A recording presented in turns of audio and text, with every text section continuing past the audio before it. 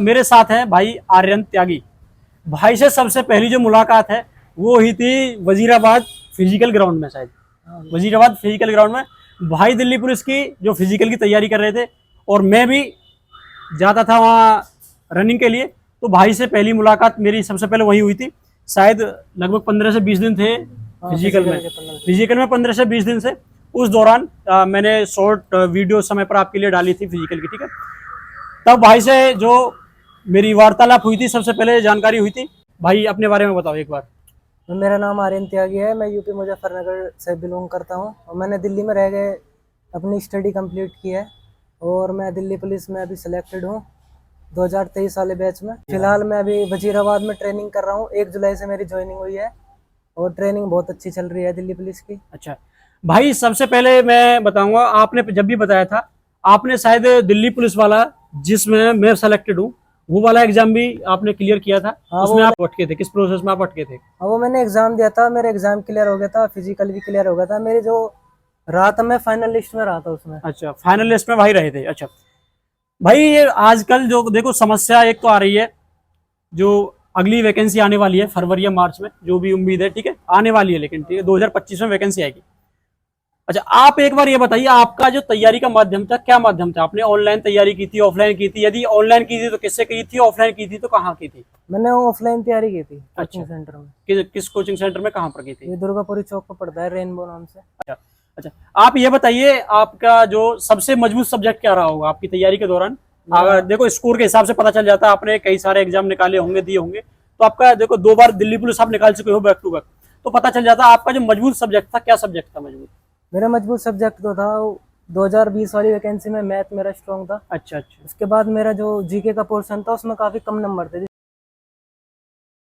तो मैंने जीके पे ज्यादा ध्यान दिया फिर। अच्छा अच्छा, जिसकी वजह से मेरा जो जीके में इस बार स्कोर था वो 40 प्लस रहा। 40 प्लस भाई का स्कोर था, ठीक है। तो मेरा 39 था और भाई का 40 था, ठीक है, ठीक है भाई। अच्छा तो ये आपने जीके है वो कैसे तैयार की, क्या क्या आपने सोर्स अपनाई, किस तरह से आपने वो तैयारी की जीके की? मेरा जो सोर्स था वो ज्यादातर बुक पर फोकस था। अच्छा अच्छा, जैसे लूसेंट बुक हो गई। लूसेंट आपने कितनी बार पढ़ी होगी? लूसेंट मैंने 8-10 बार पढ़ी होगी। 8 से 10 बार।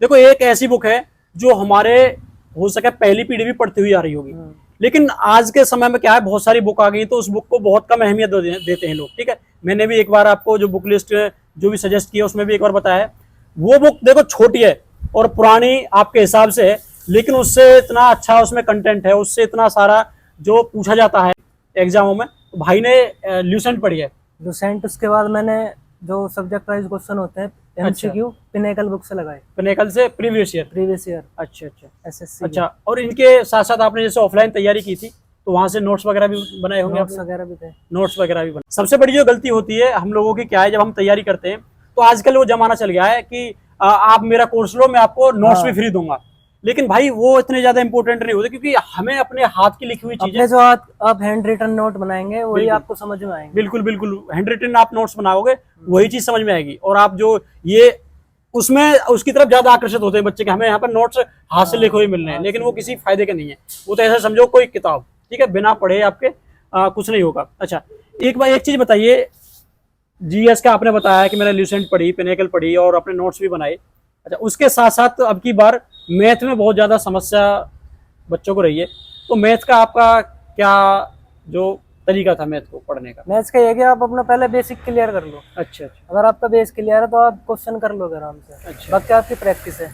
वो वर्तमान में क्या है, बच्चों का ऑनलाइन पढ़ रहे हैं, जैसे ऑनलाइन पढ़ रहे हैं, जैसे आपने तो ऑफलाइन तैयारी की है, ऑनलाइन पढ़ रहे हैं तो अपने जो डाउट है वो नहीं बता पाते, तो उसकी वजह से मैथ में मेरा तो यही मानना है, जो आपको एक बार मैथ जो है ऑफलाइन पढ़ लेना चाहिए। मैथ तो ऑफलाइन ही होना चाहिए। मैथ तो ऑफलाइन, जीएस तो ऐसा है आप याद कर सकते हो, याद कर सकते हो, लेकिन मैथ ऐसा है आप बिना कॉन्सेप्ट के, और जब तक ऑफलाइन आप अपना डाउट किसी को नहीं बताओगे सामने वाले को, भाई ऑनलाइन जो टीचर पढ़ा रहा हो वो कैसे समझ पाएगा कि उस बच्चे की ये चीज समझ में नहीं आई है, ठीक है। तो वो तो कोई सीमित कमेंट को ही पढ़ सकता है। अच्छा उसके बाद आप ये बताइए कि हमारा जीएस हो गया, मैथ्स हो गया, आपने रीजनिंग के लिए क्या सोर्स अपनाया था? रीजनिंग के लिए एक बुक आती है घटना चक्र, प्रीवियस ईयर एसएससी की प्रीवियस ईयर। तो भाई मैं अपना बताऊं, मैंने भी प्रीवियस ईयर सोर्स ही अपनाया, प्रीवियस ईयर और प्रैक्टिस प्रीवियस ईयर के साथ में प्रैक्टिस। रीजनिंग ऐसा सब्जेक्ट है, उसे प्रीवियस ईयर से आप अच्छा खासा स्कोर कर सकते हैं, ठीक है। अच्छा और आप एक और अंतिम सब्जेक्ट बचा है इसमें, कंप्यूटर जो है, तो कंप्यूटर के लिए आपका कितना स्कोर था कंप्यूटर में और क्या सोर्स अपनाया था? कंप्यूटर में मेरे 8 क्वेश्चन ठीक थे। 8 क्वेश्चन ठीक थे, 10 में से? क्वेश्चन गलत था, एक मैंने छोड़ दिया था। अच्छा अच्छा, तो वो उसकी तैयारी आपने कहाँ से की थी? उसकी पिनैकल बुक मैंने ली थी। पिनैकल जो कंप्यूटर की है, कंप्यूटर सजेस्ट की थी हमने भी, ठीक है, जिस समय पर स्ट्रेटजी वगैरह बताया करते थे, पिनैकल सजेस्ट की थी। बहुत अच्छी किताब है। आगे भी आप तैयारी कर रहे हो ना, यदि आप तैयारी कर रहे हो, देखो यहाँ किसी प्रकार का प्रमोशन नहीं है, उसी समय पर ये शायद बुक आई थी, तभी से मैं बता रहा हूँ। और उसमें सिर्फ वो चैप्टर पढ़ो, उसमें तो क्या है, स्टार्टिंग में दे रखी है उसका जो समय सारणी टाइप में जो देखे, तो जिनके आगे दिल्ली पुलिस लगा है, आप सिर्फ उन सब्जेक्ट उन चैप्टर को कर लीजिए। आप सिर्फ उन चैप्टर को कर लीजिए जिनके आगे दिल्ली पुलिस लिखा हुआ है, जिनसे प्रीवियस जो ईयर में, प्रीवियस जो पेपरों में क्वेश्चन पूछे गए हैं, ठीक है। उसके लिए मुझे लगा सफिशिएंट सोर्स है वो। sufficient। अच्छा, अब आप अपने बारे में बताइए, जैसे कि आपने चलो दिल्ली पुलिस 2 बार बैक टू बैक निकाला है, उसके अलावा भी कौन कौन से एग्जाम आपने दिए हैं और कौन कौन से आपने जो क्लियर किए, क्वालिफाई किए? मेरा सीआईएसएफ हेड कांस्टेबल मिनिस्ट्रियल का एग्जाम क्लियर हो चुका था। अच्छा एनटीपीसी का अच्छा और सीएचएसएल अच्छा, और दिल्ली पुलिस 2 बार निकाला दिल्ली है। पुलिस 2 बार निकाला है। जीडी में नंबर आ चुका था मेरा। अच्छा तो मैं इसके लिए डॉक्यूमेंटेशन के लिए नहीं गया था। अच्छा अच्छा, इनके लिए यही सोर्स थे ना, हाँ, यही सोर्स ये जीके, मैथ, रीजनिंग और यही सोर्स था ना।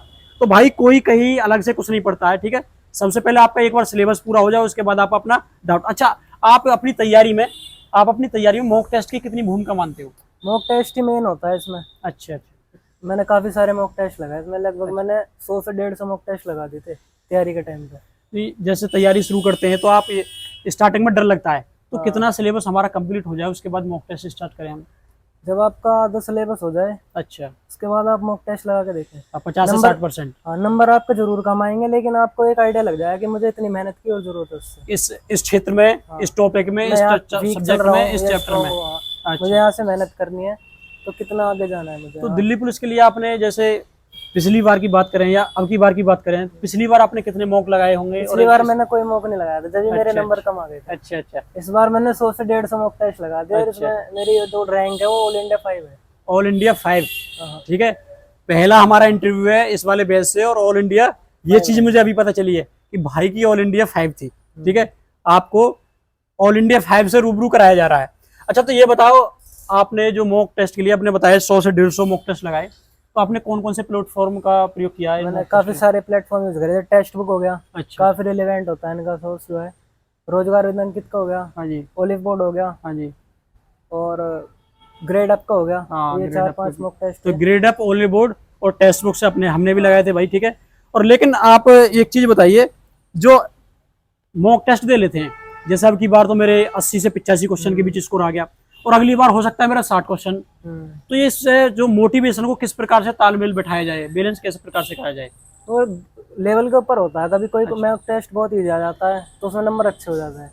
कभी कभी मॉक टेस्ट हार्ड हो जाता है तो थोड़ा मोटिवेशन गिर जाता है। मोटिवेशन गिर जाता है, तो उसमें आप अपने क्वेश्चन देखें कि कौन सा क्वेश्चन मेरा नहीं हुआ। अच्छा, तो ये है ना कि सबसे पहले डरते भी इसी चीज से हैं कि हमारे पे ना जाके आप क्वेश्चन पे जाएं कि मेरा क्वेश्चन कौन सा ठीक नहीं हुआ, उसको आप तैयारी करें उसकी। बिल्कुल बिल्कुल, जो चीज हमारी टॉपिक जो गलत है, जो टॉपिक गलत है, जो क्वेश्चन जिस चैप्टर से गलत निकल रहा है, उसे हम दोबारा से पढ़ें, ठीक है।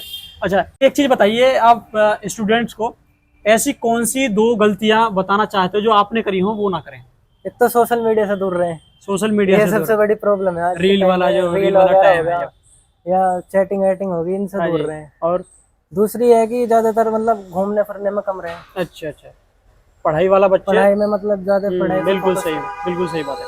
अच्छा, एक चीज और बताओ आप, कि जैसे पढ़ाई में लगातार, जैसे आपके दिल्ली पुलिस में फाइनल नहीं हुआ, और भी बहुत सारे एग्जाम रहे होंगे जिनमें शुरुआत में जैसे सिलेक्शन नहीं होता है, एग्जाम क्लियर नहीं होता है, तो आपने ये मोटिवेशन किस प्रकार से बना के रखा? क्या मोटिवेशन क्या था आपका इसके पीछे? और दिल्ली पुलिस की ही तैयारी, जैसे दिल्ली पे, चलो आप दिल्ली में रहते हो, लेकिन आपने दिल्ली पुलिस क्यों चूज किया? आपके पास कई सारे ऑप्शन थे, सीएचएसएल था, एनटीपीसी भी था, दिल्ली पुलिस क्यों आपने चुना? दिल्ली पुलिस इसलिए चुना क्योंकि जो इसमें पोस्टिंग है वो दिल्ली में रहती है। अच्छा अच्छा, जो दिल्ली के एनसीआर के आसपास के हैं उनके लिए दिल्ली पुलिस बेस्ट है मेरे हिसाब से। बिल्कुल। तो इसलिए दिल्ली पुलिस एक चॉइस थी, और भगवान की दया से सुबह को आप ड्यूटी करके अपने घर को रात में घर आ सकते हैं। देखो, मैंने एक वीडियो पहले डाली थी, जो यूपीएसआई और दिल्ली पुलिस कांस्टेबल की तुलना के ऊपर, उसमें बहुत सारे लड़कों के नेगेटिव भी कमेंट आए, बहुत सारों के पॉजिटिव भी आई। तो उसमें क्या, मैं आपको बता दूं, आपके साथ तो शायद नहीं रहे होंगे, मेरे साथ के लड़के थे, जो दिल्ली पुलिस कांस्टेबल छोड़ने के बाद यूपीएसआई में गए, लेकिन ट्रेनिंग कंप्लीट होने के बाद 2-2.5 महीने नौकरी करने के बाद वो दोबारा से दिल्ली पुलिस कांस्टेबल ज्वाइन कर लिया उन्होंने। तो इस हिसाब से एनसीआर वालों के लिए NCR ये वालों के चीज लिए मुझे, दिल्ली पुलिस बेस्ट क्योंकि यहाँ से आप घर से अप डाउन कर सकते घर हो, से अप डाउन कर सकते घर से अप डाउन कर सकते हो। एनटीपीसी, सीएचएसएल वगैरह में इसमें ये नहीं है कि पता नहीं कहाँ जाके आपको ऑल ऑल ओवर इंडिया में कहीं भी आपको पोस्टिंग मिल सकती है। यहाँ पर पूरी जीवन आपको दिल्ली में ही रहना है, ठीक है।